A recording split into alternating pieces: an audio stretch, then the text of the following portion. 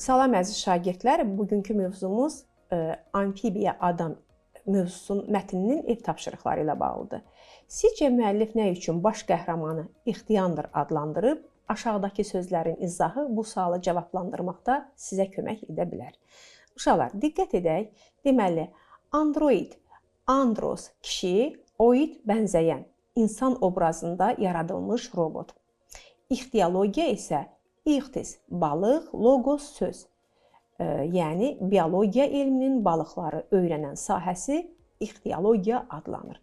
Uşaqlar, indi siz düşünün.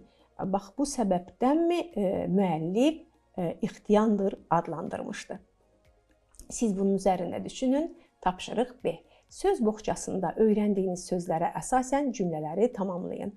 Deməli, söz boğçamızda məhkəmə, ittiham, pasiyent, redaksiya, mükəmməl, müttəhim, prokuror, mübadilə, təkamül sözləri verilmişdi.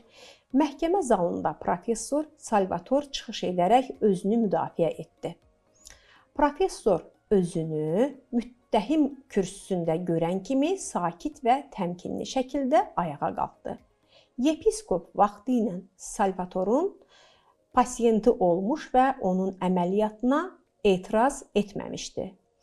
Cərrah alim canlı orqanizmlər arasında, bax bu hissədən də siz sözləri boşluqlara yerləşdirərək cümlələrimizi tamamlayın. Növbəti tapşırığımız isə əziz şagirdlər. Mətnə əsasən verilən fikirlərin doğru yoxsa yanlış olduğunu müəyyən etməkdən ibarətdir. Deməli, Salvator insanlar üzərində heç vaxt cərrahiyyə əməliyyatı aparmamışdır. Bu yanlış fikirdir. Mətnimizdə bu yanlışdır. İxtiyandır həm suda, həm də quruda yaşaya bilən canlıdır. Bəli, bu doğrudur. Məhkəmə Salvatorun sözlərini dərhal dəstəkləyib onu mükafatlandırmışdır.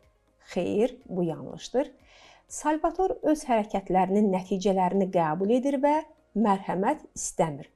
Bu sualların cavabını isə siz düşünəcəksiniz. Bununla da mövzumuz sona çatır. Sağ olun, növbəti dərslərdə görüşənə qədər.